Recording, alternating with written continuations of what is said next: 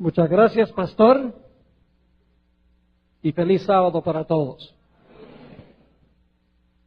Hoy está haciendo frío, ¿verdad? Pero lo bueno es que estamos todos apretaditos y el calor humano se transmite del uno al otro.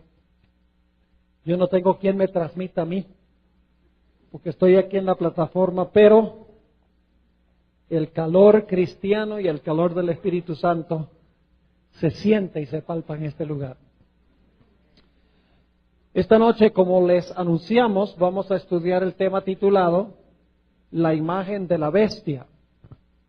En realidad es la parte número 2 del tema que comenzamos anoche, porque la imagen de la bestia se menciona en Apocalipsis 13 y el versículo 11 al 18. Pero antes de abrir la palabra del Señor, queremos hacer lo que siempre hacemos, y es pedir que el Espíritu Santo que inspiró la Biblia venga aquí a este lugar y nos explique las cosas que Él inspiró originalmente. Así que les invito a que junto conmigo inclinen sus rostros con reverencia y vamos a elevar una plegaria al Señor. Nuestro querido Padre, qué privilegio tan grande es el de llamarte Padre. Te damos gracias porque nos has permitido llegar al momento de comenzar las santas horas de tu sábado en tu casa de oración. No hay mejor lugar donde podamos estar que en tu casa. Gracias por ese privilegio. Y Padre, queremos pedir esta noche, en forma especial, que tu Espíritu Santo nos acompañe en nuestro estudio. Que tú abras mentes y corazones para recibir las semillas de la verdad. No solamente aquellos que se hayan reunido en este lugar, sino todos los que están viendo y escuchando a través del Internet. Te ruego especialmente por aquellas personas que desconocen estas cosas. Abre su corazón para que tengan la disposición de recibir tu mensaje. Te damos gracias, Padre, por el privilegio de acercarnos a tu trono y gracias por responder nuestra oración, porque te lo pedimos en el precioso nombre de tu Hijo, Cristo Jesús. Amén.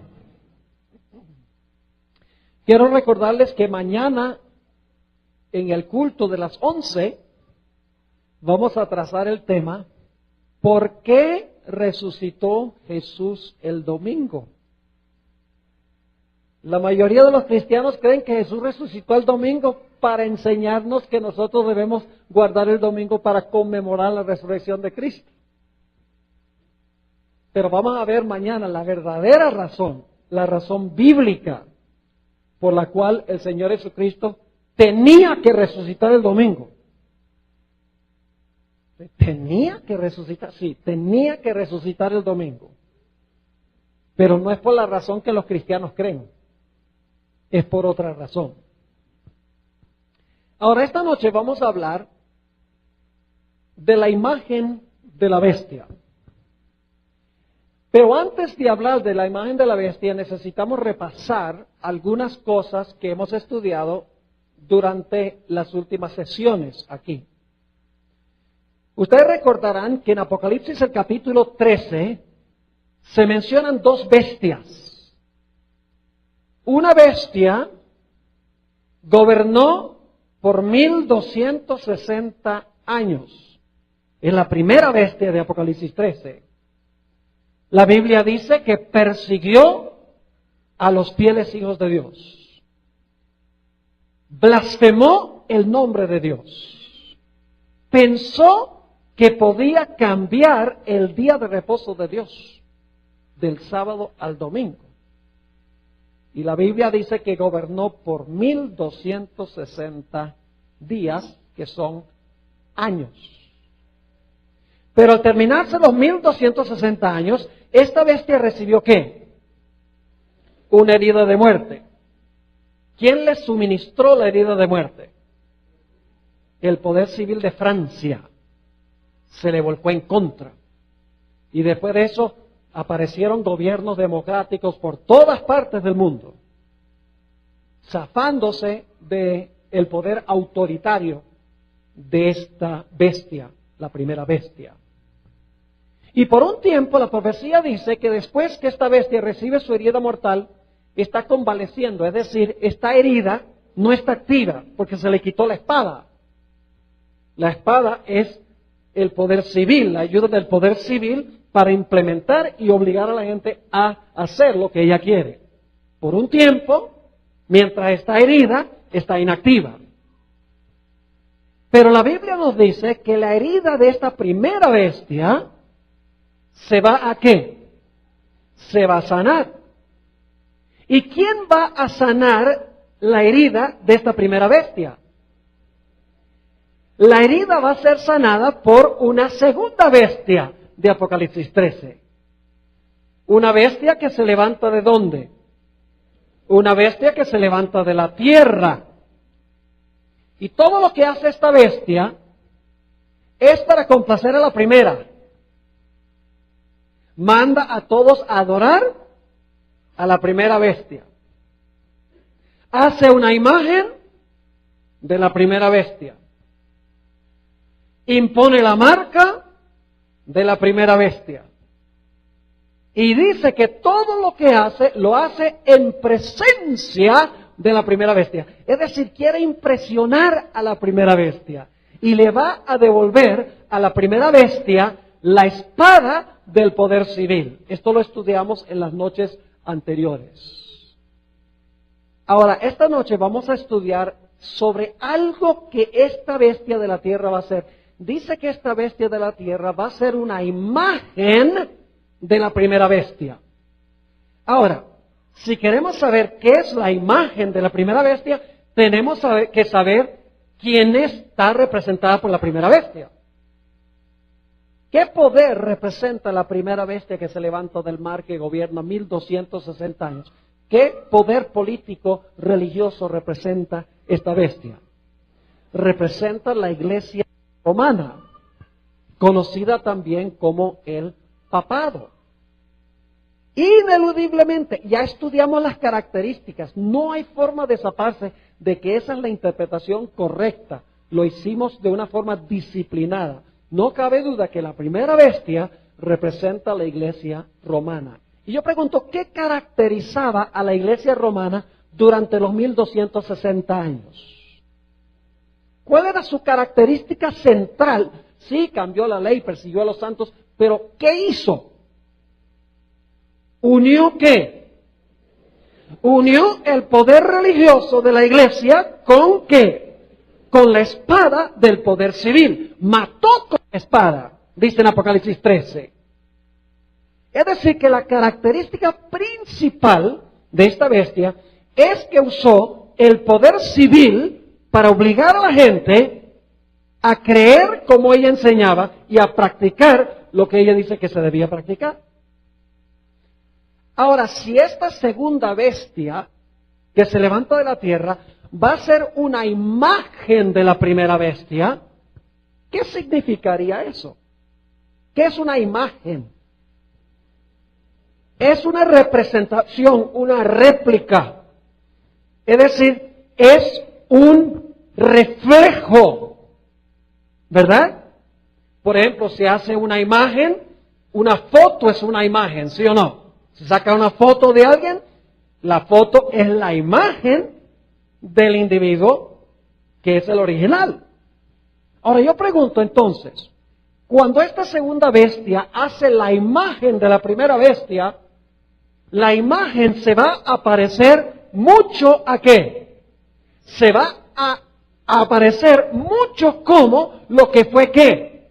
La primera bestia. Es decir, va a ser una reproducción de lo que hizo la primera bestia. Es decir, que esta segunda bestia va a hacer lo mismo que hacía la primera bestia durante los 1260 años. Va a unir el poder civil y el poder religioso para perseguir, porque es una imagen o un reflejo ¿de quién? De la primera bestia. ¿Me están entendiendo lo que estoy diciendo? Es decir, la imagen que hace esta segunda bestia Es una reproducción del sistema que existió durante los 1260 años del dominio de la primera bestia o el dominio del papado. Es decir, la bestia de la tierra que representa a los Estados Unidos va a unir la iglesia con el Estado, reflejando lo que hizo la primera bestia, y va a perseguir a todos los que no están de acuerdo como hacía la primera bestia, porque va a ser una imagen de la primera bestia.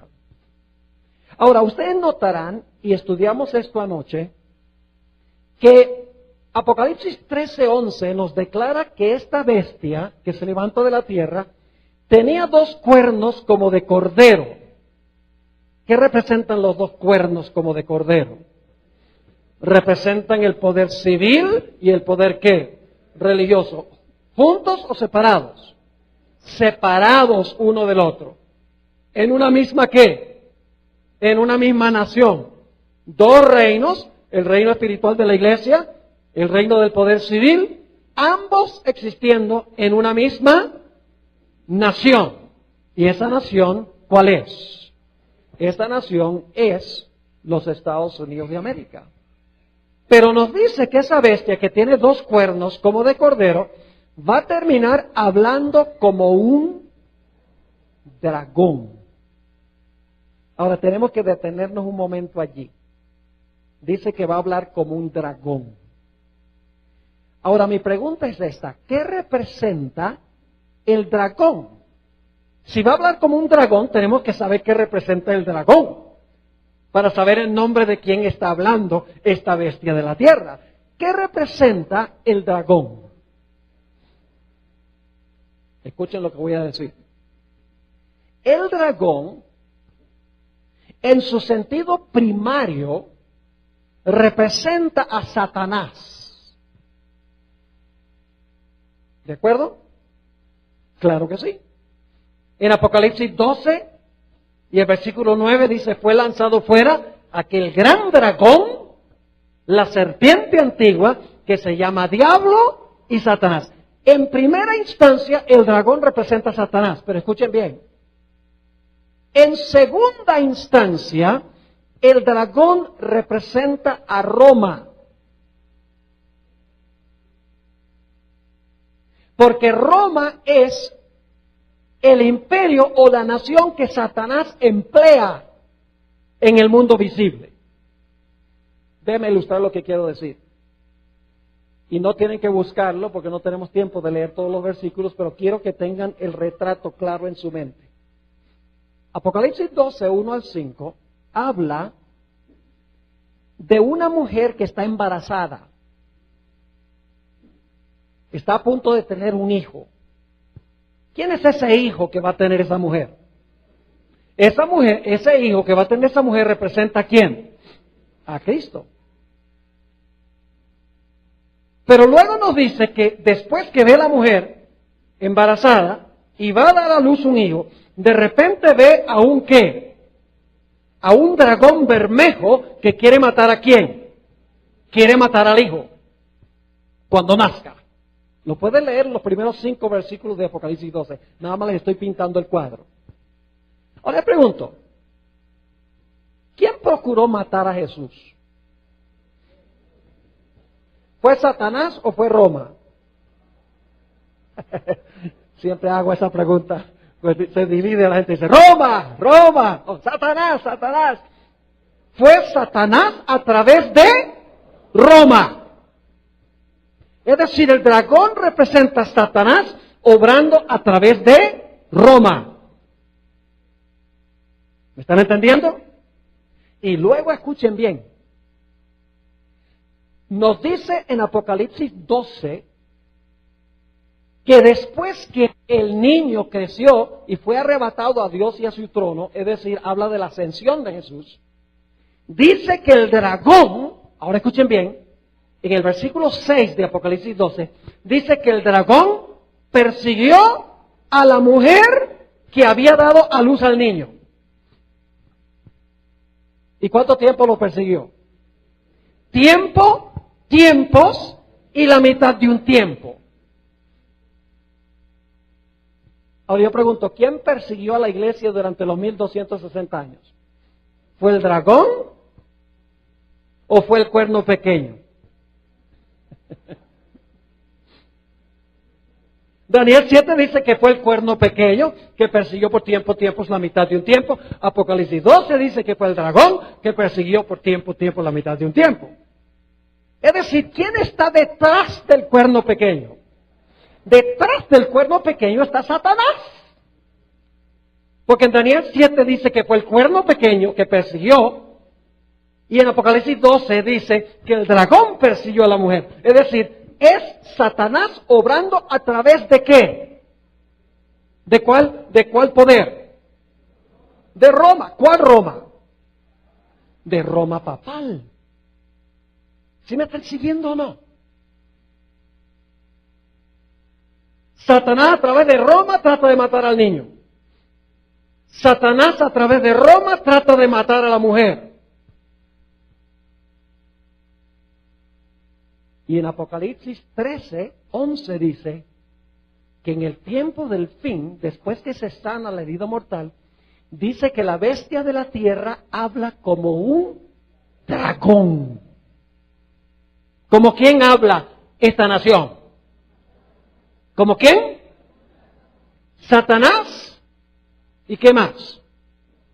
Satanás obrando a través de Roma. Porque en todas las etapas, Roma es el poder que está delante de Satanás. Satanás está detrás del telón. ¿Me están entendiendo? Es decir, el dragón a través de Roma trata de matar al niño. El dragón a través de Roma papal trata de matar a la iglesia fiel. Y Satanás a través de esta nación habla como un ¿qué? Como un dragón. Es decir, no solamente habla como Satanás, sino que habla como Roma. ¿Sí entendieron ese punto? Ahora, escuchen. ¿Qué significa que esta bestia hablaba como un dragón? ¿Cómo habla una nación? Anoche estudiamos sobre el origen de los Estados Unidos. ¿Qué clase de gobierno fue el que se estableció por los padres constitucionales? ¿Una monarquía? No. Una república. Yo pregunto, ¿cómo habla una república?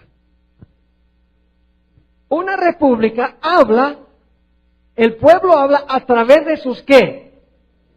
A través de sus representantes que eligieron al Congreso. ¿Sí o no? Ahora, permítame leerles aquí una cita del Conflicto de los Siglos, página 495. Conflicto de los Siglos, página 495. Fíjense lo que dice la escritora. Dice, el hablar de la nación son los actos de sus autoridades legislativas y judiciales. ¿Qué es el hablar? Dice ella, los actos de sus autoridades legislativas y judiciales. Por esos actos, la nación desmentirá los principios liberales y pacíficos que expresó como fundamentos de su política.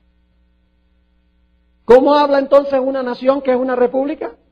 Elige a sus representantes y entonces la voz del pueblo es el Congreso. Es decir, el Congreso habla en nombre de el pueblo que los eligió.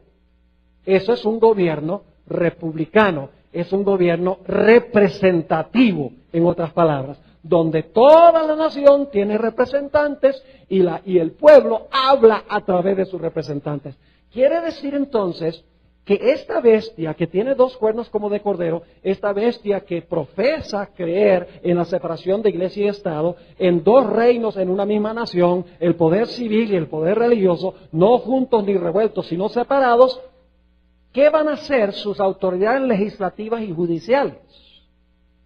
Van a hablar contrario a lo que representan los dos ¿qué? los dos cuernos. Es decir, van a hablar como el dragón, como Roma. ¿Y cómo se portaba Roma? ¿Qué hacía Roma papal durante los 1260 años?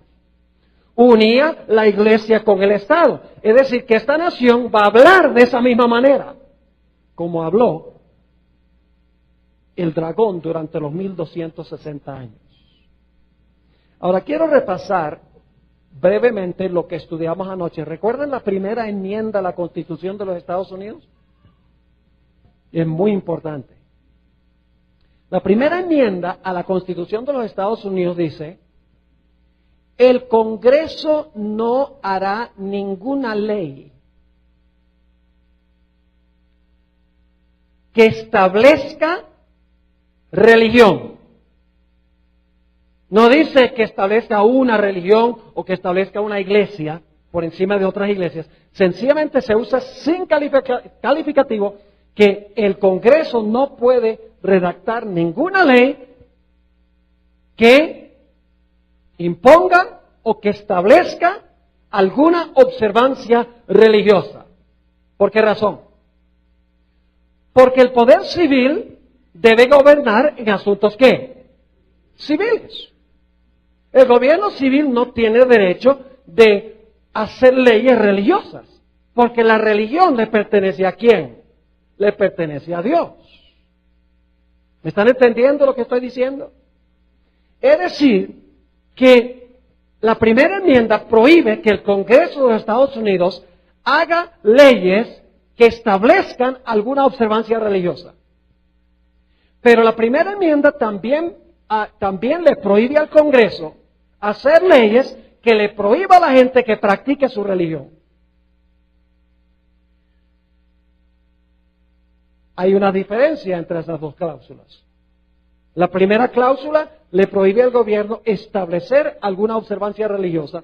La segunda cláusula de la primera enmienda prohíbe al Congreso hacer leyes que le prohíba a la gente practicar su religión. Y lo ilustramos con dos historias en el libro de Daniel anoche. Posiblemente algunos no estuvieron, permítame repasar esas historias. ¿Recuerdan la historia de Daniel 3? Yo pregunto, ¿Nabucodonosor estaba estableciendo una observancia religiosa? Claro que sí. Puso una estatua y dijo, el poder civil dijo, ¿todo el mundo a qué? Todo el mundo a adorar. ¿Estaba estableciendo una observancia religiosa? Claro que sí. Yo pregunto, ¿sería esa una violación de la primera enmienda a la Constitución de los Estados Unidos? Claro, porque el Congreso no puede hacer ninguna ley, la palabra ninguna se usa, que tenga que ver con establecer religión. Y la Biblia nos dice que mandó a todo el mundo a adorar esa estatua. Pero había 3 jóvenes que dijeron, nosotros no lo hacemos. Yo pregunto, ¿esos 3 jóvenes eran buenos ciudadanos? ¿Eran buenos ciudadanos? Claro que sí. ¿Eran gobernantes en el reino? Claro que sí. Entonces, ¿por qué desobedecieron el mandato del rey?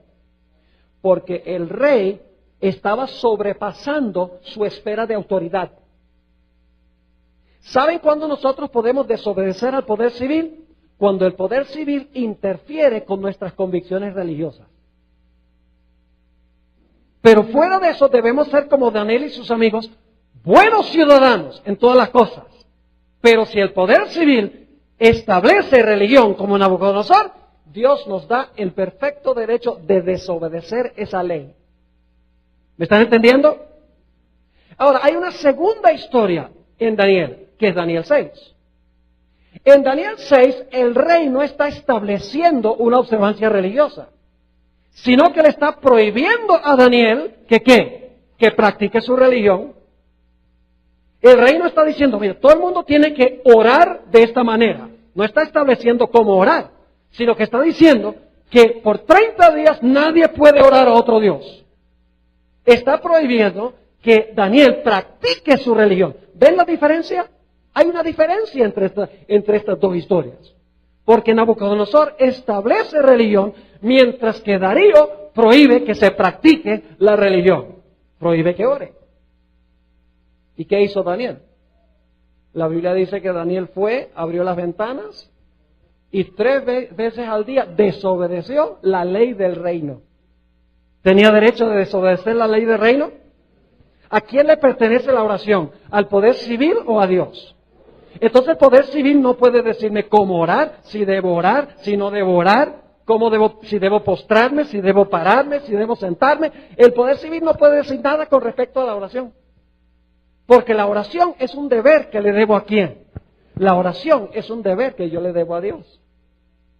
Es decir, la primera enmienda a la Constitución de los Estados Unidos, y ustedes están escuchando un poquito de la historia de los Estados Unidos y el sistema político de los Estados Unidos, porque va a jugar un papel en las profecías, por eso estoy compartiendo esto con ustedes. La Biblia nos dice que los Estados Unidos va a repudiar los principios de la primera enmienda a la Constitución de los Estados Unidos de América. Permítame leerles una cita que encontramos en los escritos de Elena White, en el libro Maranata, página 177. Escuchen bien lo que dice. Dice, vendrá el tiempo en que los hombres no solo prohibirán trabajar el domingo. Yo pregunto, ¿es eso establecer religión? Sí. Dice, vendrá el tiempo en que los hombres no solo prohibirán trabajar el domingo, sino que procurarán obligar a los hombres que trabajen el sábado. Yo pregunto, ¿la imposición del domingo como día de reposo por el poder civil es establecer una observancia religiosa? Claro que sí. El prohibir que alguien guarde el sábado es una violación de la primera enmienda que dice que el Congreso no puede hacer una ley que prohíba que usted practique su religión. Claro que sí. Y sin embargo la escritora dice claramente que vendrá el tiempo en que los hombres no solo prohibirán trabajar el domingo, sino que procurarán obligar a los hombres que trabajen el sábado. Y se les pedirá que renuncien el sábado y se suscriban al domingo, y si no lo hacen, se les exigirá que entreguen su libertad y su vida. Escuchen, la Biblia nos dice que durante los 1260 años, el cuerno pequeño o la bestia pensó que podía cambiar ¿qué cosa? La ley. ¿Y cuál fue ese cambio? El cambio fue primordialmente del día de reposo del sábado al domingo sin autoridad bíblica. Porque no hay ningún texto en la Biblia que diga que el día de reposo fue cambiado del sábado al domingo. Y la iglesia romana lo reconoce. Ellos dicen, nosotros fuimos los que cambiamos el día de reposo del sábado al domingo, no porque la Biblia lo dice, sino por la tradición eclesiástica. Es decir, que durante los 1260 años, el cuerno pequeño o la bestia cambiaron el día de reposo y al final de la historia van a imponer ese día de reposo bajo pena de muerte. Es decir, se va a completar lo que este poder hizo durante las edades oscuras o durante la Edad Media. Ahora, inmediatamente nos preguntamos esto. Si los Estados Unidos proclamaran una ley dominical de que todos tienen que guardar el domingo, ¿eso sería inconstitucional? Cualquier niño de 4 años entendería que una ley dominical, establecer el domingo como día de reposo por una ley del Congreso, sería una violación de la primera enmienda que dice que el Congreso no puede establecer religión. Sería la prohibición de observar el sábado una violación de la primera enmienda de la Constitución de los Estados Unidos? Claro que sí, porque el Congreso no puede hacer ninguna ley o redactar ninguna ley que prohíba que usted practique su religión. Obviamente, este tipo de ley sería una ley inconstitucional. Cualquiera lo puede entender. Porque establecer el domingo es una violación de la primera enmienda que dice que no puede establecer religión, y la prohibición del sábado es una violación donde dice que el Congreso no puede hacer leyes que la gente practique su religión. Clarito. Y sin embargo, Apocalipsis 13 nos dice que esta bestia que tiene los 2 cuernos como de cordero que profesa creer en la separación de iglesia y Estado, al mismo tiempo que conserva los dos cuernos, habla como un dragón. Es decir, no hemos de esperar que los Estados Unidos desarraigue la primera enmienda de la Constitución.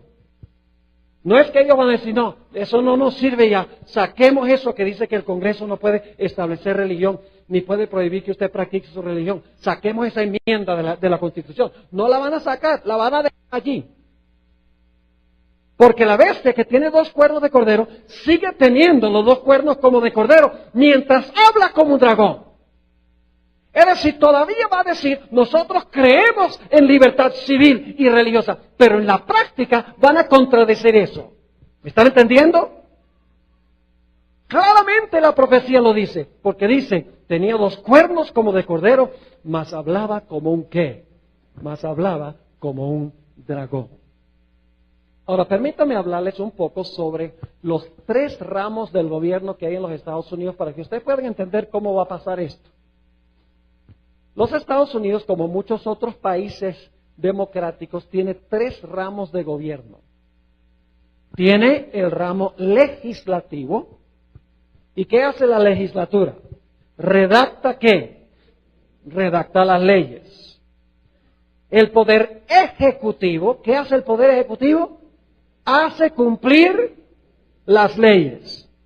Y el tercer ramo es el poder judicial. ¿Qué es lo que hace el poder judicial? El Poder Judicial, por lo menos en los Estados Unidos, especialmente la Corte Suprema, interpreta las leyes. El propósito de la Corte Suprema de los Estados Unidos es decir si una ley es constitucional o no. Es decir, todo el poder para decidir si una ley es constitucional o inconstitucional yace en las manos de 9 personas. Yo pregunto, ¿qué sucedería si el Congreso de los Estados Unidos hace una ley dominical o redacta una ley dominical, se lleva a la Corte Suprema y la Corte Suprema dice que esa ley es constitucional? La ley va. ¿Me están entendiendo? ¿Qué tal si el Congreso hace una ley que dice que ya no se puede guardar el sábado? Y claro, va a haber gente que dice, eso es una violación de la primera enmienda. Lo llevan a la Corte Suprema de los Estados Unidos y la Corte Suprema dice, no, esa ley no es inconstitucional. ¿Sería inconstitucional esa clase de ley? Todo el mundo lo sabría. Pero ¿qué tal si el Poder Judicial, si la Corte Suprema dice que es constitucional una ley dominical? La ley va.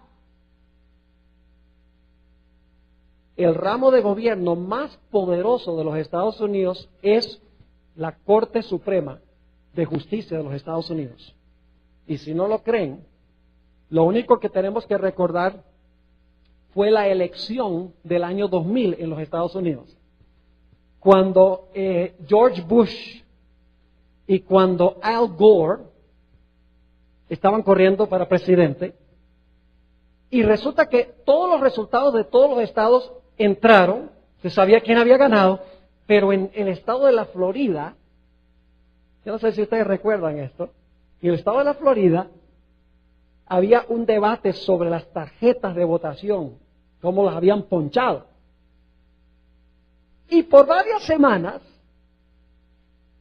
estaban los dos lados, Al Gore y George Bush, estaban contratando abogados y estaban yendo a este tribunal, al otro tribunal para discutir el asunto, y estaban en todos los diferentes tribunales de los Estados Unidos.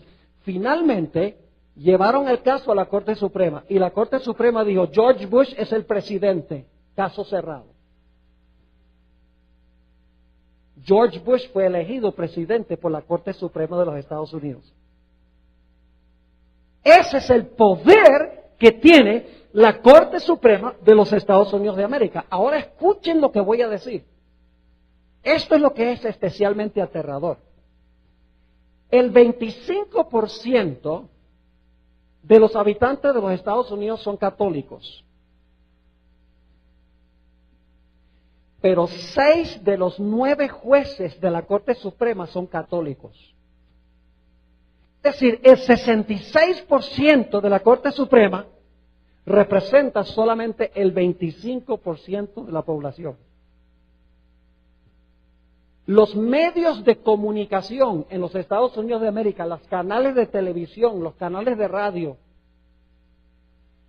están completamente bajo el dominio de la Iglesia Católica.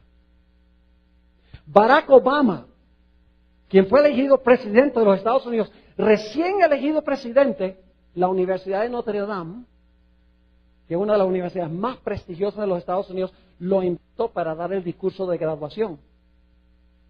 Y hubo protestas porque Barack Obama está a favor de permitir que se hagan abortos y la Iglesia Católica está en contra de eso. Sin embargo, lo invitaron para que diera el discurso. Barack Obama eligió la sexta persona católica a la Corte Suprema, Sonia Sotomayor, que es una mujer puertorriqueña.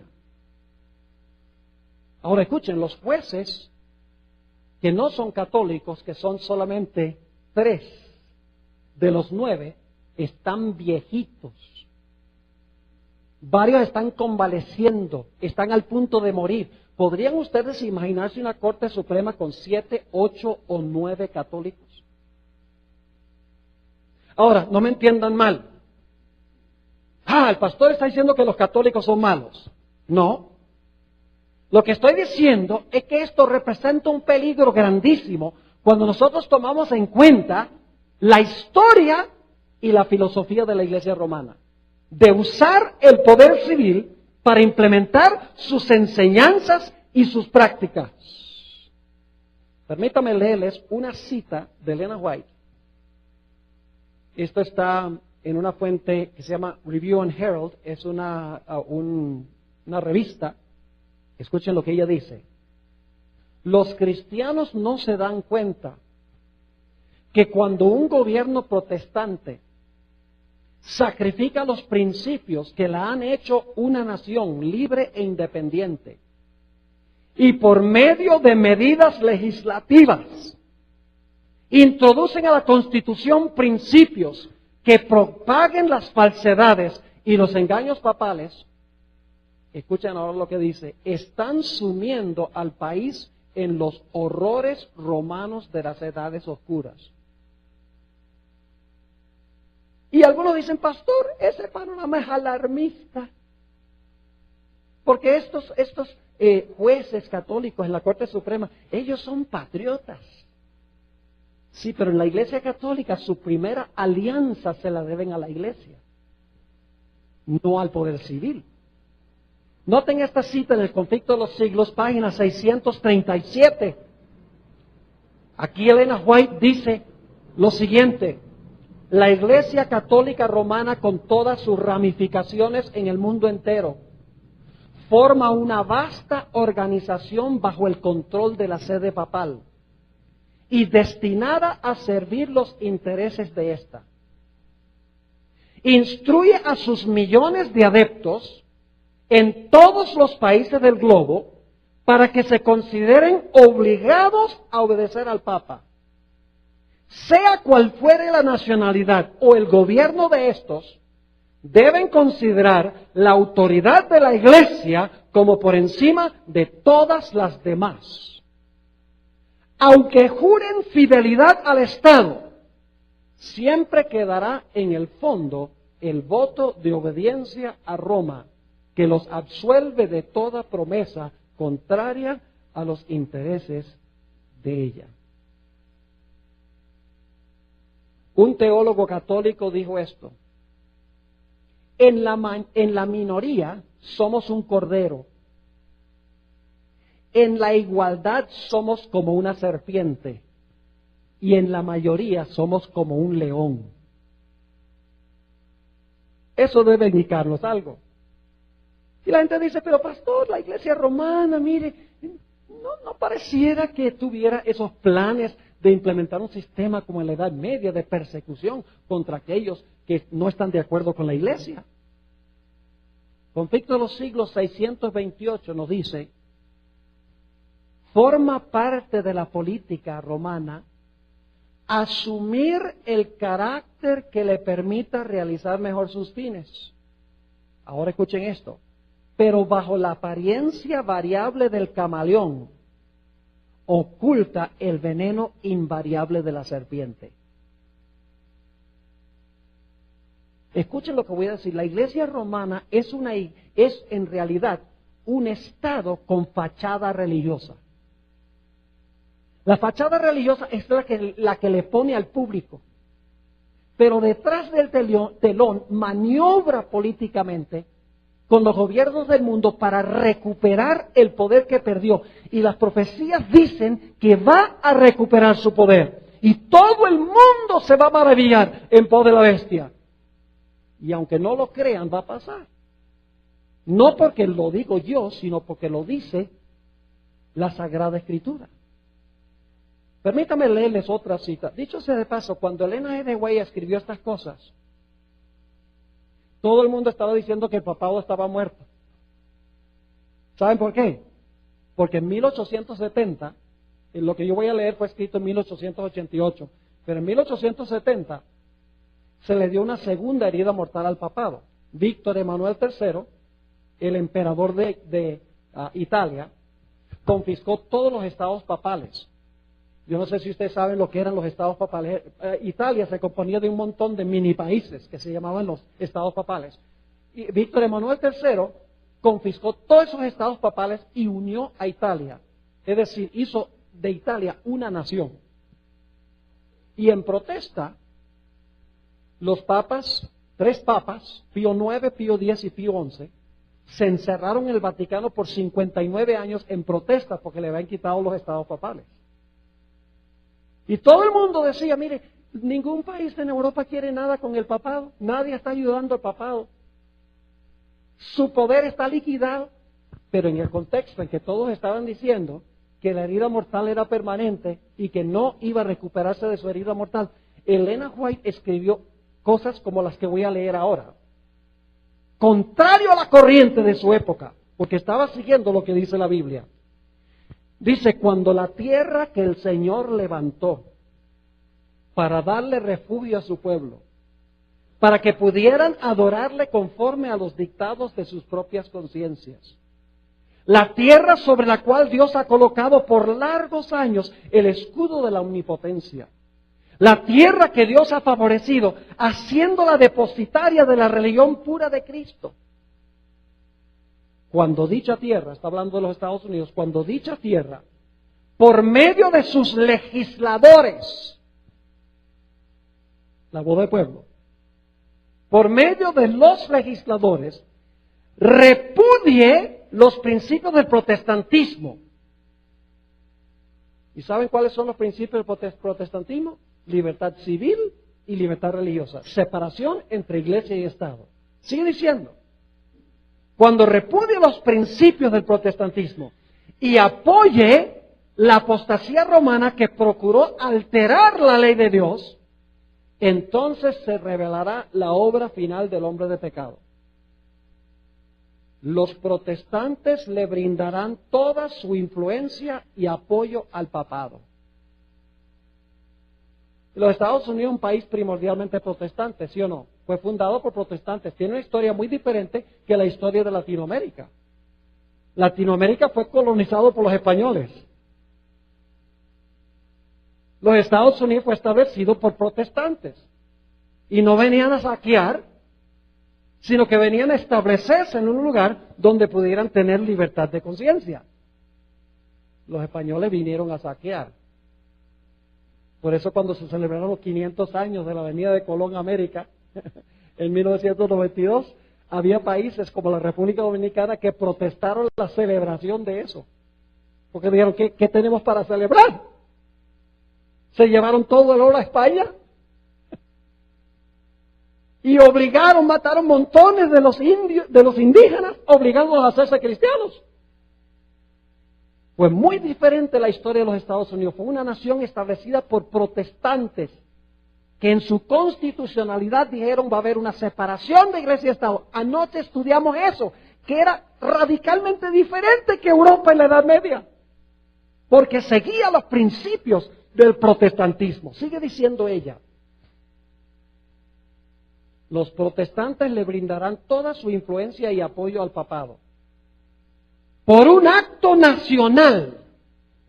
¿Qué es un acto nacional? Es cuando el Congreso hace ¿qué cosa? Redacta una ley. Por un acto nacional. Impondrán la observancia del falso sábado, y ahora escuchen la terminología, y le darán vida y vigor. Si hay que darle vida y vigor es porque ¿qué? Porque ahora no tiene vida y vigor. ¿Porque tiene qué? ¿Qué tiene ahora? Una herida mortal. Por un acto nacional, impondrán la observancia del falso sábado y le darán vida y vigor a la fe corrupta de Roma. Y así revivirán. Usted no puede revivir lo que no estuvo muerto. Dice, revivirán su tiranía y su opresión de la conciencia. Entonces será tiempo para que Dios obre con gran poder para vindicar su verdad. En los Estados Unidos de América se va a hacer una imagen de lo que existió durante los 1260 años. Se va a unir la iglesia con el Estado para imponer el día de reposo que el papado cambió. Bajo pena de no poder comprar ni vender y ultimadamente bajo pena de muerte. Y algunos dicen, pastor, eso nunca va a pasar. Acuérdense de mí cuando esté pasando. Porque va a pasar. Porque eso es lo que dicen las profecías bíblicas. Permítame leerles 2 o 3 citas más de esta escritora que fue en contra de la corriente de su época. En el Conflicto de los Siglos, página 496. Conflicto de los Siglos, página 496. Dice ella, para que los Estados Unidos formen una imagen de la bestia, para que los Estados Unidos formen una imagen de la bestia, escuchen bien, el poder religioso debe dominar de tal manera el gobierno civil que la autoridad del Estado sea empleada también por la iglesia para cumplir sus propios fines.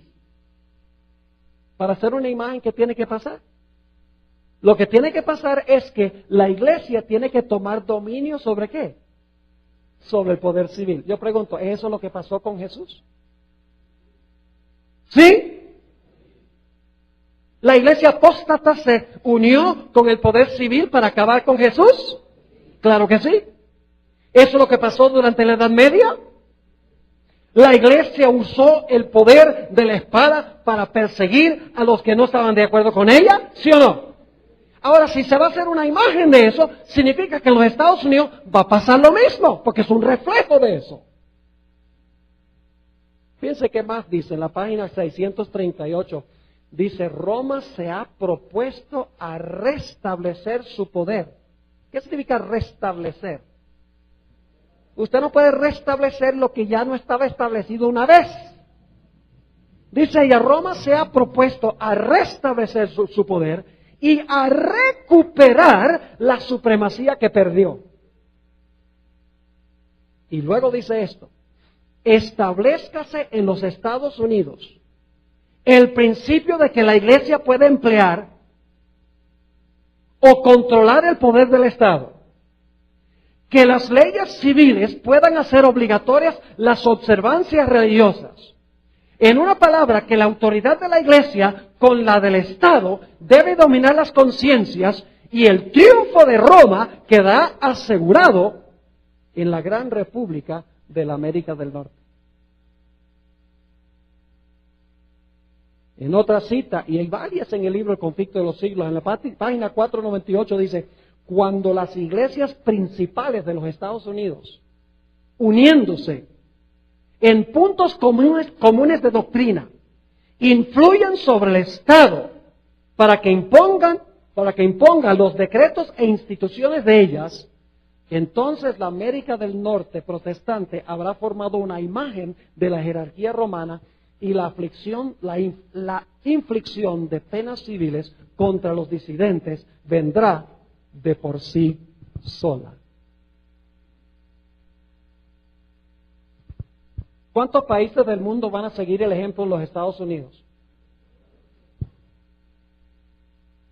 Bueno, usted sabe que dice en Apocalipsis, y todo Colombia se maravilló en pos de la bestia. Colombia también. ¿Qué dice la Biblia? ¿Toda la qué? Toda la tierra se maravilló en pos de la bestia.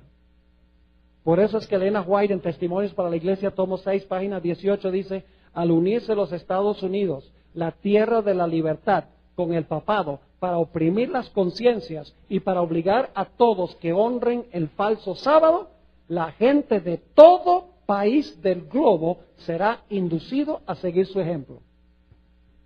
¿Cuántos países del globo? Todos. Y algunos dicen, pero pastor, ¿y los musulmanes qué? ¿Y los países hindúes qué? ¿Y los países budistas qué? Lo único que les puedo decir, yo no sé cómo va a pasar, pero lo único que les puedo decir es que ellos también van a seguir. Y lo más seguro es que va a pasar en medio de grandes problemas mundiales, problemas económicos, desastres en todas partes del planeta, donde la gente va a decir, tenemos que unirnos, y si no nos unimos, el planeta va a desaparecer. ¿Y saben qué más va a pasar? Se van a aparecer espíritus de demonios disfrazados de familiares diciendo que fueron enviados por Dios para decir que todos debemos guardar el domingo como día de reposo. Créanme que cuando pase eso, los incrédulos van a creer bien rápido. El diablo tiene cosas preparadas que nosotros no podemos ni siquiera imaginarnos para engañar a la gente. La Biblia dice que los engaños serán tan grandes que engañará, si fuere posible, aún a quienes, aún a los mismos escogidos. Saben que en años recientes en los Estados Unidos, las iglesias protestantes han hecho un esfuerzo grande por unirse con el poder papal. Le menciono, por ejemplo, 2 documentos. Un documento se llama Evangélicos y Católicos Juntos o Unidos.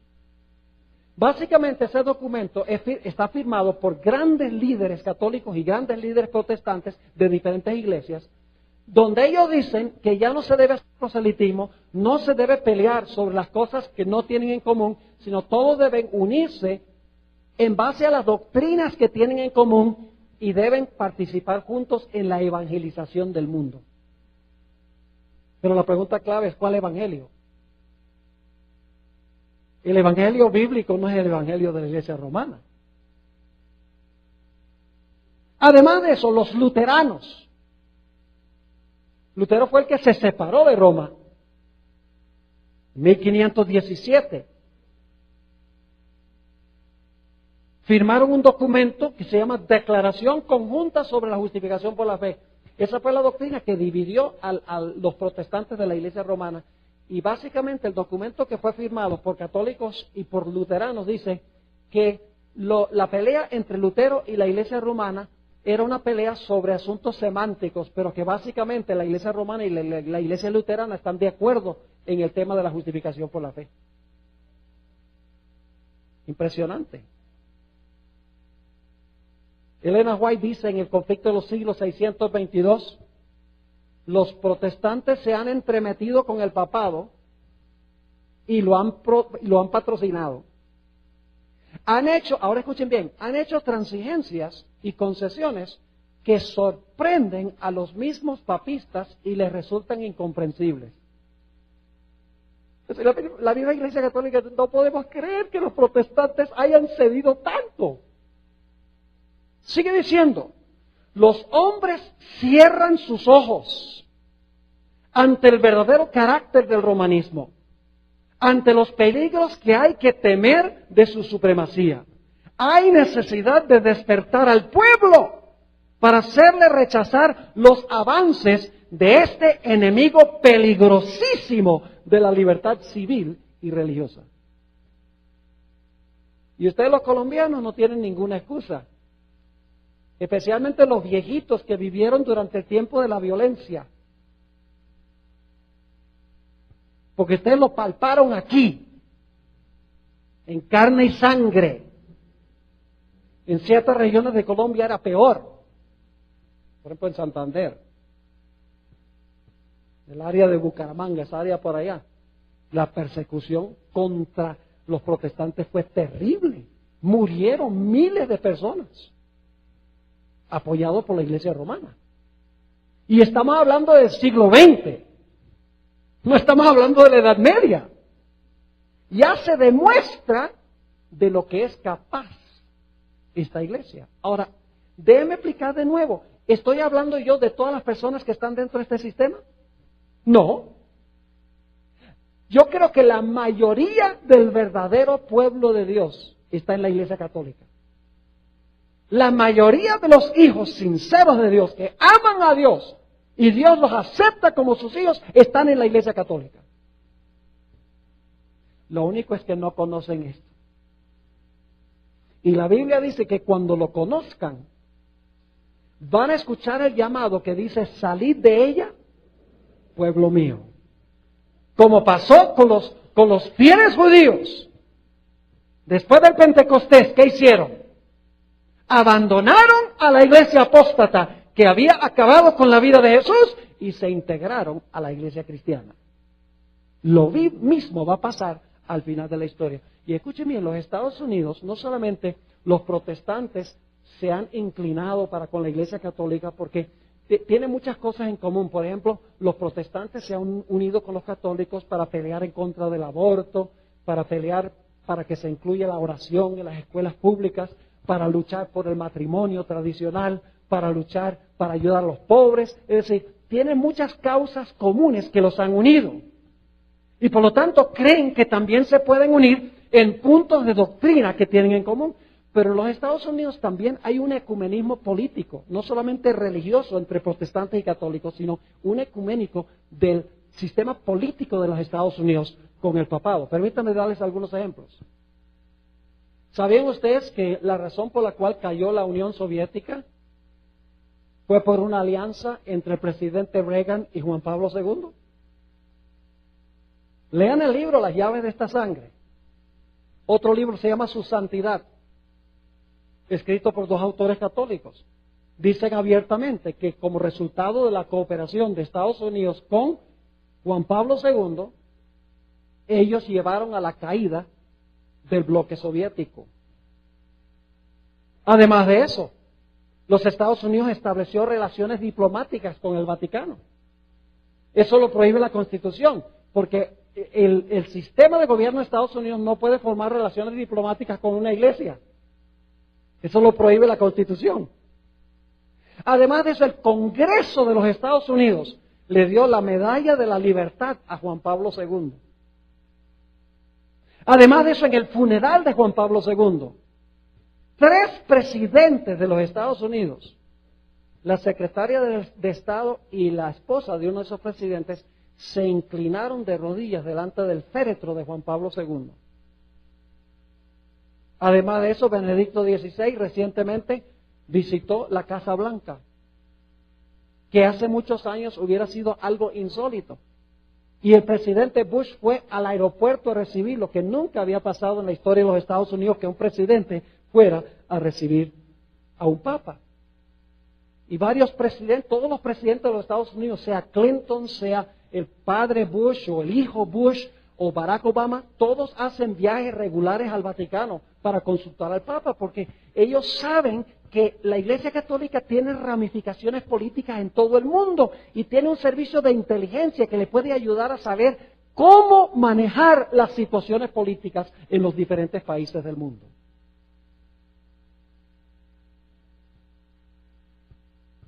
Poncio Pilato nos enseña una gran lección.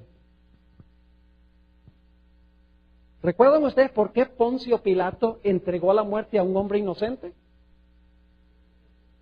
Por 2 razones. Número 1, porque tenía temor de ¿qué? De perder su puesto político. Y número 2, porque los líderes religiosos lo exigieron, hicieron un escándalo.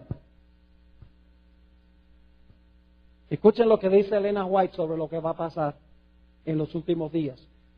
Testimonios para la Iglesia, tomo 4, página 451, dice: a fin de asegurarse la popularidad y el apoyo, es decir, votos.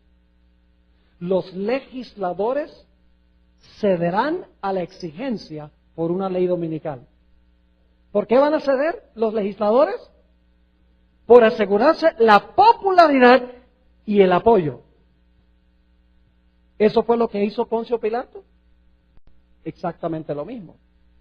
Dice también ella, en la Review and Herald, diciembre 24, 1889, los ministros de las varias denominaciones están actuando por subterfugio, es decir, por debajo de cuerdas, trazando planes de gran importancia para el pueblo de Dios.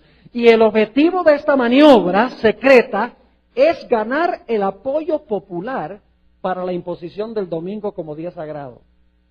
Si los ministros, escuchen bien, si los ministros pueden convencer al pueblo que favorezcan una ley dominical, ¿quiénes son los que quieren la ley dominical? ¿Quiénes eran los que querían la muerte de Cristo? Y no estoy diciendo que todos los pastores de todas las iglesias son apóstatas. Tal vez la mayoría de los pastores tampoco conocen lo que estamos estudiando aquí. ¿Saben por qué razón? El diablo es de verdad un diablo. No hay iglesia en el mundo que interprete las profecías como lo hemos hecho aquí durante esta semana. ¿Sabe cómo interpreta la Iglesia Católica esta profecía del anticristo, de la abominación asoladora, del hombre pecado? Ellos dicen, esas profecías se cumplieron por allá en el Antiguo Testamento con un personaje que se llamaba Antíoco Epífanes. Por lo tanto, no tiene nada que ver con nosotros. Y los protestantes dicen, no, ese asunto, ese anticristo es un personaje malvado que se va a levantar después del rapto de la iglesia. Todavía no ha aparecido. Y mientras tanto, los sistemas que cumplen la profecía están en Roma y en Estados Unidos y nadie lo ve porque están mirando a donde no es. ¿Me están entendiendo? Es muy importante tener clara la interpretación profética. Mire, la Biblia lo hace sencillo. Babilonia, Medo-Persia, Grecia, Roma, Roma dividida, cuerno pequeño, 1260 años, herida mortal. La bestia se levanta de la tierra, la herida mortal es sanada, viene la persecución final. Podemos saber exactamente dónde estamos en el curso de la historia cada momento. Ese es el sistema que Dios dio para interpretar las profecías, para que sepamos cuáles son los poderes que van a ejercer el poder al final de la historia y cómo podemos nosotros protegernos de su poder. Nuevamente dice ella, si los ministros pueden convencer al pueblo que favorezcan una ley dominical, entonces están decididos a unir su influencia para obtener una enmienda religiosa a la Constitución para obligar a la nación a guardar el domingo. En Marcos 15:11 dice, mas los principales sacerdotes incitaron a la multitud para que le soltase más bien a Barrabás y crucificase a Cristo. Elena White dice en El deseo de todas las gentes que si no se hubieran interpuesto los líderes religiosos de la época, el mundo hubiera visto un reavivamiento como jamás había visto en su historia. Pero dice que cuando Jesús enseñaba al pueblo, el pueblo respetaba a sus sacerdotes, respetaba a sus líderes espirituales. Decían, ¿por qué razón es que Jesús no se puede llevar bien con esta gente? Y como resultado estaban confundidos. No pudo haber un reavivamiento entre el pueblo, porque estaban entre la espada y la pared. Le voy a leer ahora qué es lo que va a suceder. Y ustedes dicen, esto no puede suceder, pastor. Créame que va a suceder. Y más pronto de lo que nosotros pensamos. Conflicto de los siglos, página 649. Escuchen esto. Y no pierda mañana en la mañana. Tiene que venir mañana en la mañana al culto de las 11. Porque el tema de mañana en la mañana, yo les voy a hablar del sábado, mañana en la mañana. Y les voy a hablar de por qué Jesús resucitó el domingo. Porque la mayoría de los cristianos sencillamente dicen, bueno, el domingo es el día de reposo porque Cristo resucitó. Pero la resurrección de Cristo no santificó nunca el domingo. Hay otro motivo por el cual Jesús tenía que resucitar el domingo. Y yo le voy a decir mañana por qué. Ahora, fíjense lo que dice ella. Los que honran el sábado de la Biblia serán denunciados como enemigos de la ley y el orden. Imagínense ustedes, los adventistas del séptimo día hemos enseñado que Dios espera que guardemos la ley. Y enseñamos que la ley de Dios todavía está vigente. Imagínense, dice aquí que van a ser denunciados como enemigos de la ley y el orden. Como quebrantadores de las restricciones morales de la sociedad. Y por lo tanto causantes de anarquía y corrupción que atraen sobre la tierra los altos juicios de Dios. Las calamidades le van a echar el muerto. ¿A quiénes? A los que observan el sábado. Igual que en los días de Elías, cuando no llovió por 3 años, Acab decía, ¿eres tú el que está fastidiando a Israel?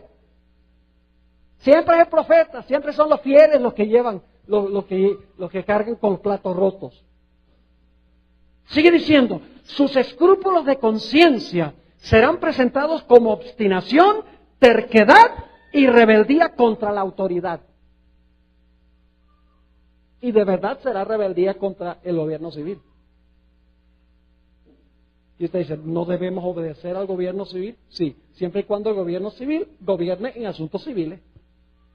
Pero cuando el gobierno se toma poderes que no le dio Dios, que no le pertenecen, entonces tenemos derecho a desobedecer. Sigue diciendo, serán acusados de deslealtad hacia el gobierno. Los ministros que niegan la obligación de observar la ley divina predicarán desde el púlpito que hay que obedecer a las autoridades civiles porque fueron instituidas por Dios. Y seguro van a citar Romanos 13, donde dice que el poder civil es servidor de Dios. Pero no es servidor de Dios para imponer un día de reposo.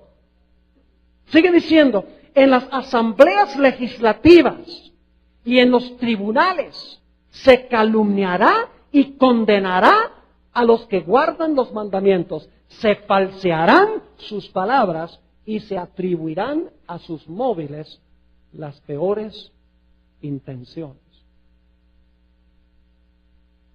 Ahora quiero relatarles 2 historias para concluir nuestro estudio esta noche. ¿Les ha quedado claro lo que estamos estudiando? ¿Saben lo que es la imagen? ¿Qué es la imagen? A ver. ¿Una réplica de qué? Es una imagen de la bestia. Entonces tenemos que saber quién es la bestia y cuál fue el rasgo característico de la bestia. ¿Cuál fue el rasgo característico de la bestia? La iglesia usó el poder civil para perseguir a los que no estaban de acuerdo con la iglesia. Entonces, ¿qué es la imagen? Es cuando la bestia de la tierra una en la iglesia y el Estado para perseguir a los que no están de acuerdo con la iglesia. Es un reflejo, es una imagen. Quiero relatarles 2 historias para terminar. La primera se encuentra en Apocalipsis 17. Apocalipsis 17, en realidad, no tengo tiempo de trazar todo este capítulo porque es complejo. En realidad necesitaríamos como 3 o 4 horas para cubrir bien Apocalipsis 17. Pero quiero a grandes rasgos mostrarles el significado de Apocalipsis el capítulo 17. Ahí se habla de una gran ramera. ¿Qué representa la gran ramera? ¿Qué representa, a ver? La iglesia romana. ¿Y por qué es una ramera? Porque fornica ¿con quiénes? Une la iglesia con el Estado. Por eso es que es apóstata. Por eso es que es una iglesia adúltera. Y dice que esta ramera está sentada sobre muchas aguas. ¿Qué representan las muchas aguas? Muchedumbres, naciones, lenguas y pueblos. ¿Qué significa el hecho de que está sentada sobre ellas? Significa que las ¿qué? Que las gobierna. Ahora se la llama la madre de las rameras, lo cual significa que tiene ¿qué? Hijas que nacieron de ella.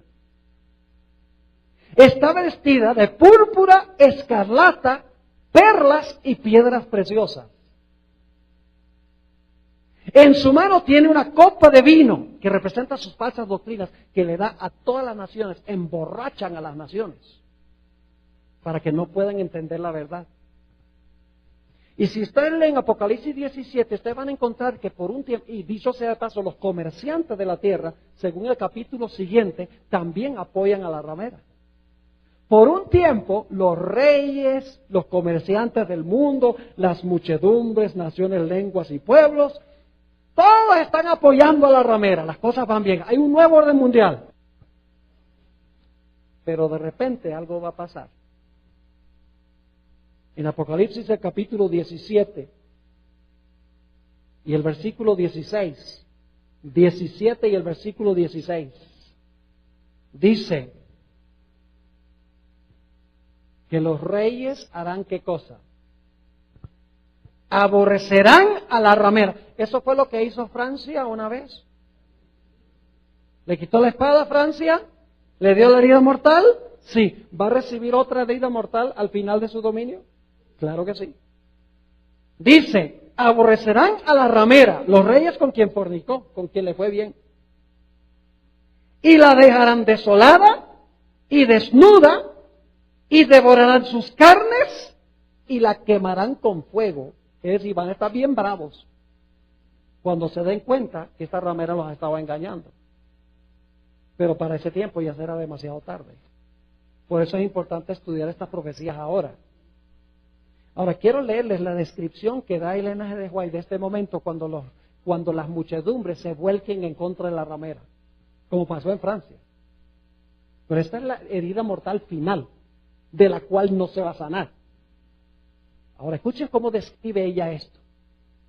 Conflicto de los siglos, páginas 713 y 14. Los hombres ven que fueron engañados.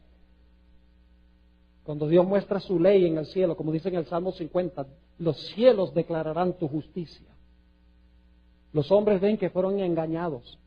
Se acusan unos a otros de haberse arrastrado mutuamente a la destrucción, pero todos concuerdan para abrumar a los ministros con la más amarga condenación.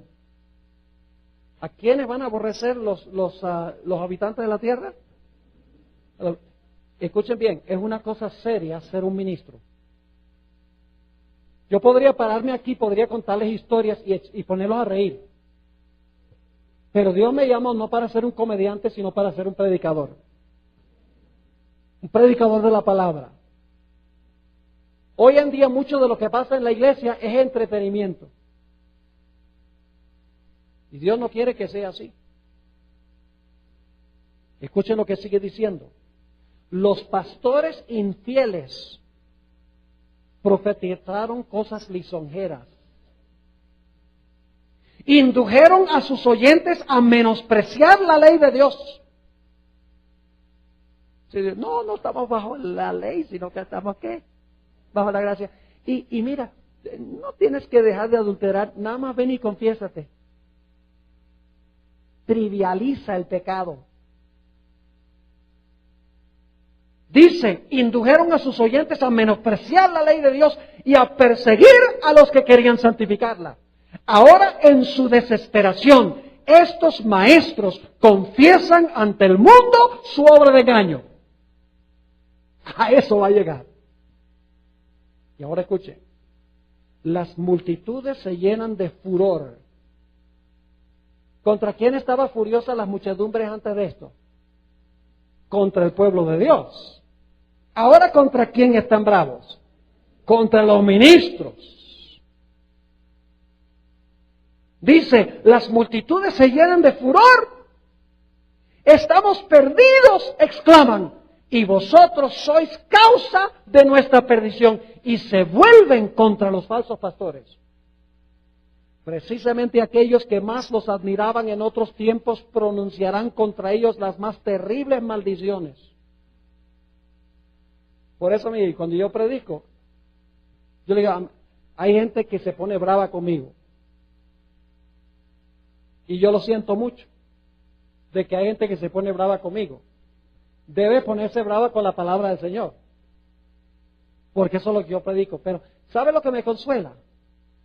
Y es el hecho de que yo no me hice pastor para ganar un concurso de popularidad. Yo llegué a ser pastor y le prometí a Dios que iba a predicar la verdad. porque la verdad os libertará. Sigue diciendo, precisamente aquellos que más los admiraban en otros tiempos, pronunciarán contra ellos las más terribles maldiciones. Las manos mismas que los coronaron con laureles se levantarán para aniquilarlos. Las espadas que debían servir para destruir al pueblo de Dios se emplean ahora para matar a sus enemigos. Por todas partes hay luchas y derramamiento de sangre. Lo mismo que pasó en la Revolución Francesa cuando funcionaba la guillotina.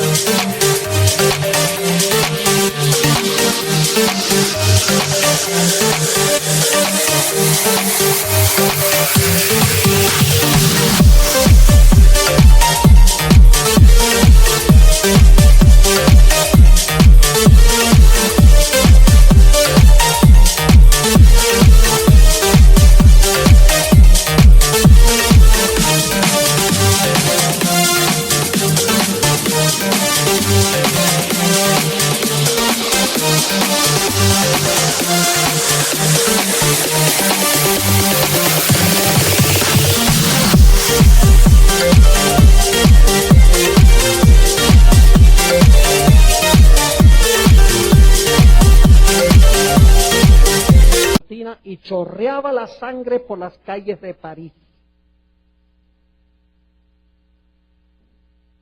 La última historia que quiero compartir con ustedes es la historia que encontramos en el libro de Esther. Interesante esta historia. Había un hombre malévolo llamado Amán, y él había logrado convencer al rey de que el rey diera un decreto de que todo el mundo tenía que inclinarse y rendirle pleitesía. Pero había un individuo que dijo, no, yo no voy a rendirle pleitesía porque yo soy obediente a la ley de Dios, no me voy a inclinar ni voy a adorar a Amán. Aunque el rey dijo que todo el mundo lo haga, no lo voy a hacer.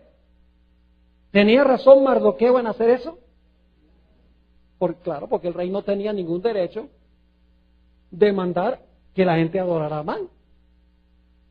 Y dice la Biblia que un día Amán salió del palacio del rey y vio a Mardoqueo, todo el mundo se inclinó y vio a Mardoqueo parado. Y dice que se llenó de furia. Y por lo tanto preparó una trama. Decidió ir ante el rey y decirle al rey que los judíos representaban un peligro para el reino y que debía dar un decreto para aniquilarlos. Vamos a leer Esther 3, 8 y 9 para que ustedes puedan ver los argumentos que usó Amán. Esther 3 y el versículo 8 y el versículo 9. Y dijo Amán al rey Asuero, escuchen bien, hay un pueblo esparcido y distribuido entre los pueblos en todas las provincias de tu reino. Ahora escuchen bien. ¿Y sus qué? Sus leyes son diferentes de las de todo pueblo. ¿Cuál es el punto de contención? La ley de Dios. Sus leyes son diferentes de las de todo pueblo y no guardan las leyes del ¿qué? Del rey. ¿Y a cuál rey se refería? Inclinarse y adorarlo a él por decreto del rey. Y dice, y al rey nada le beneficia el dejarlos vivir, porque cuando no se obedecen las leyes del reino hay anarquía. Así que él dice, si tú dejas que esta gente viva, se va a desmoronar tu reino. ¿Recuerdan la cita que leí hace un rato del conflicto de los siglos? ¿Cómo se va a acusar al pueblo de Dios? Sigue diciendo, si place al rey, decrete que sean destruidos y yo pesaré 10,000 talentos de plata a los que manejan la hacienda para que sean traídos a los tesoros del rey. Y la Biblia dice que Amán, con el anillo del rey, estampó la firma sobre el decreto y dijo: ahora este pueblo, que es un dolor de cabeza, va a ser extirpado de la existencia. Claro que Amán no contaba con la astucia de Dios. Y no voy a contarles toda la historia, cómo Dios intervino a través de Esther para revocar ese, no, tal vez no revocar el decreto, pero para que el pueblo se pudiera defender cuando llegara ese día. Ahora, ¿sabes lo que es interesante? El rey pensaba que Amán era su amigo y por eso dio esta ley religiosa en contra de los que no querían adorar. Pero cuando el rey se despertó y se dio cuenta que este personaje lo estaba engañando, ¿qué sucedió? Ahora la ira del rey no era contra el pueblo de Dios, sino que la ira del rey estaba en contra ¿de quién? De Amán. Y en vez de morir el pueblo de Dios, murió Amán. Fíjense cómo este patrón se repite vez tras vez tras vez. ¿Quiénes terminaron siendo comida de gatos? ¿A quiénes se los comieron los leones? Los que planearon la trama y trataron de usar al rey para hacer esta ley religiosa. Ellos terminaron siendo comida. ¿Quiénes murieron cuando los 3 jóvenes fueron echados al horno? Los que los echaron. ¿Quién murió en la horca que fue preparada para Mardoqueo? Amán. Los judíos usaron a Roma para acabar con Jesús y luego ¿qué hizo Roma? Acabó con ellos. En 1798 el papado usaba los poderes civiles del mundo. ¿Qué hizo Francia? Lo había apoyado y se le volcó en contra. Y Apocalipsis 17 dice que esta ramera que usó a los reyes para perseguir al pueblo de Dios, los reyes se van a volcar y la van a aborrecer. ¿Me están entendiendo lo que estoy diciendo? Todas las profecías apuntan a este clímax. Y escuchen bien, no quiero que ustedes se asusten esta noche. ¡Ay, ese fue a ser un tiempo terrible, qué susto! No. ¿Libró Dios a Mardoqueo? ¿Libró a Daniel? ¿Libró a los 3 jóvenes? Dios siempre interviene para librar. Serán tiempos difíciles. Pero la Biblia dice que en aquel tiempo se levantará Miguel, aquel príncipe que está por los hijos de tu pueblo. Y será tiempo de angustia. Va a haber un tiempo de angustia, no me crean que no. Será un tiempo de angustia cual no hubo desde que existió nación. Pero en aquel tiempo será libertado tu pueblo. Todos los que se hallaren escritos en el libro. ¿Cuándo es que nosotros debemos desarrollar esa fidelidad? Si no, pastor, cuando llegue ese momento yo hace como un roble.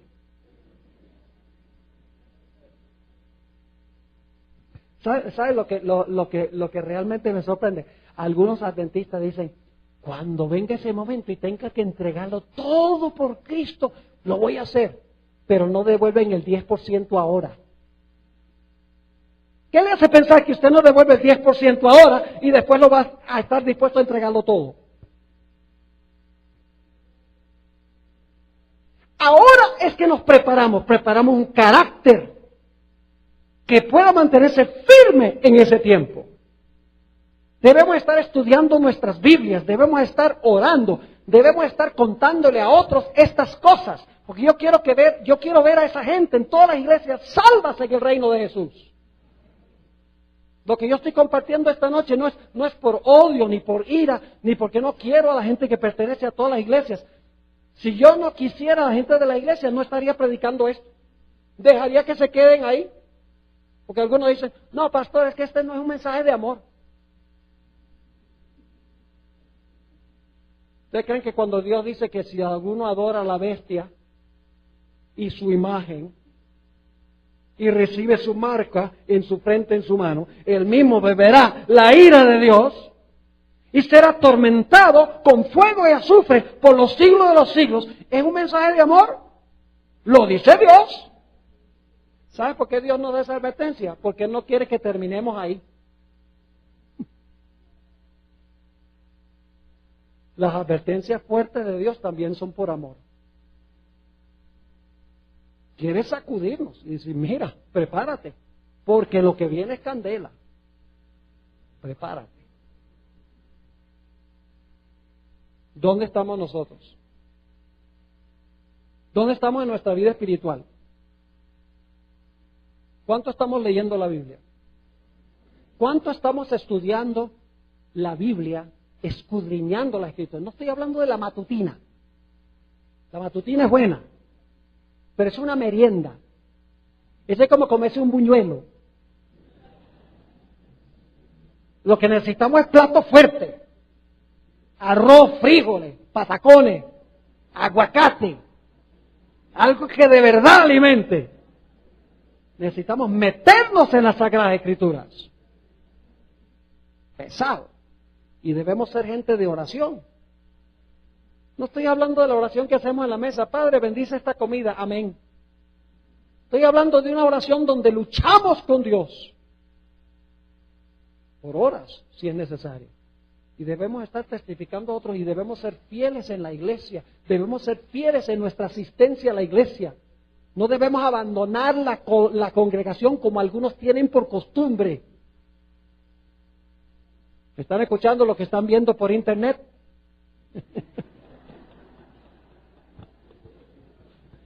Que pueden quedarse en la comodidad de su casa.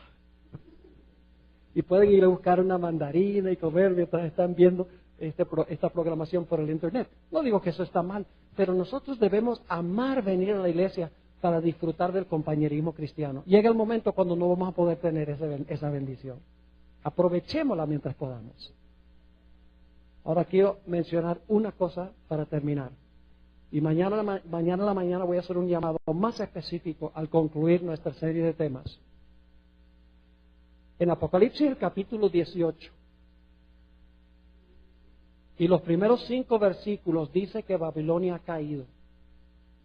Babilonia son estos sistemas de los cuales hemos hablado. Representa la bestia y representa la bestia que se levanta de la tierra, representa la imagen de la bestia. Eso es Babilonia. Y el Señor Jesucristo en Apocalipsis, el capítulo 18, dice, Babilonia ha caído. Y luego hace un llamado. Dice, salid de ella, pueblo mío. ¿Dios tiene pueblo en Babilonia? Si Dios no tiene pueblo en Babilonia, porque dice, sal de Babilonia mi pueblo. Por eso digo, la mayoría del pueblo de Dios verdadero está en estas organizaciones religiosas que desconocen esto. El verdadero pueblo de Dios en su mayoría está allá. Lo único que está haciendo es esperando que nosotros compartamos este mensaje con ellos. Si me permiten una ilustración para terminar. Algunas personas me han dicho, pastor, estos mensajes lo que hacen es espantar a la gente y enojar a la gente. Permítame contarle un par de historias. Una bíblica y también un par de historias que yo he tenido en mi iglesia. ¿Ustedes recuerdan el sermón que predicó Esteban? En Hechos 7. Oye, si ustedes leen eso, al final de ese sermón dice, ustedes mataron a Jesús.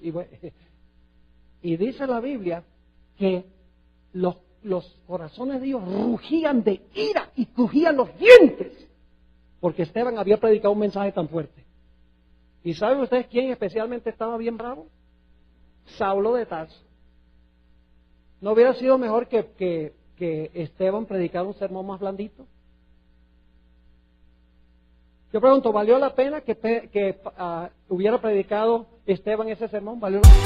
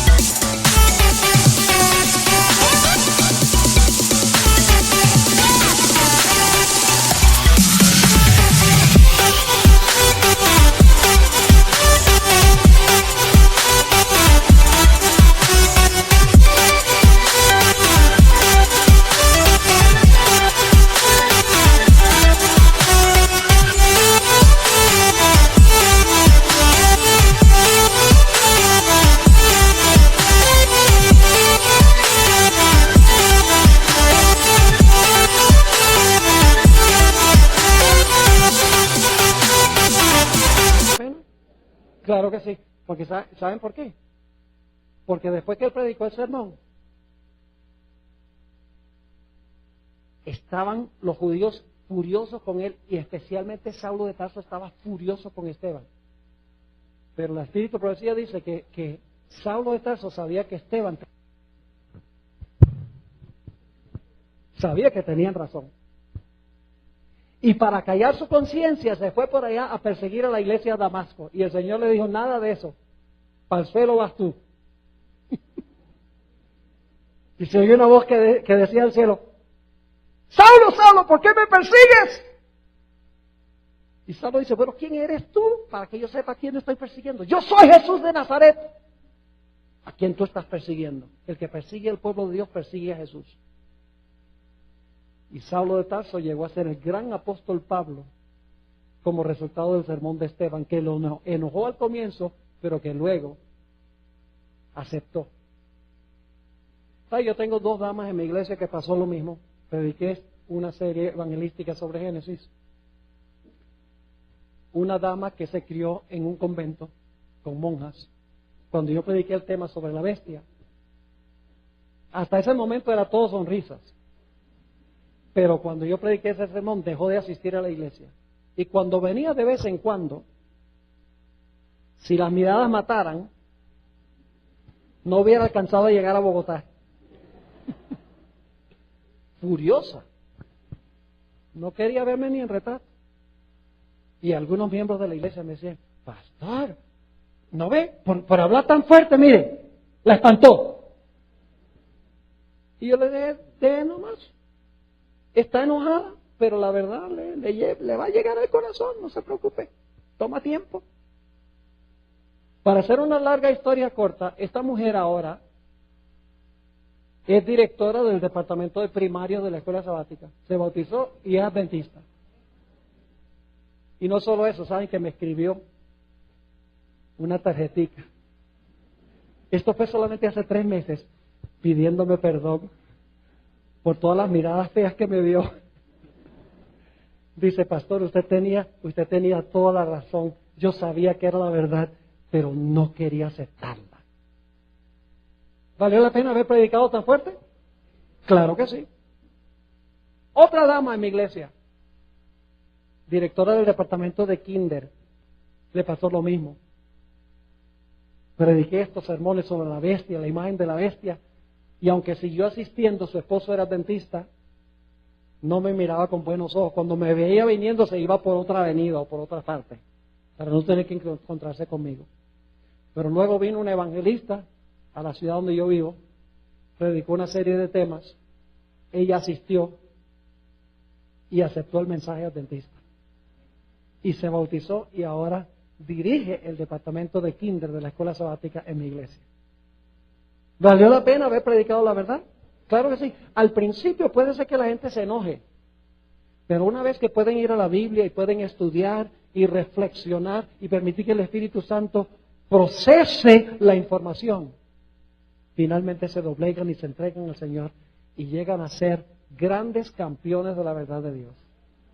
Lloro al Señor de que nosotros los adventistas nos pongamos serios con el Señor. Pongamos nuestra vida espiritual en orden. Y aquellos que no son adventistas, que han estado escuchando las cosas pasmantes de las cuales hemos hablado, que posiblemente no las han escuchado nunca en su vida, que Dios, a través de su Espíritu Santo, les dé la valentía de aceptar el llamado del Señor de salir de Babilonia para integrarse al pueblo de Dios.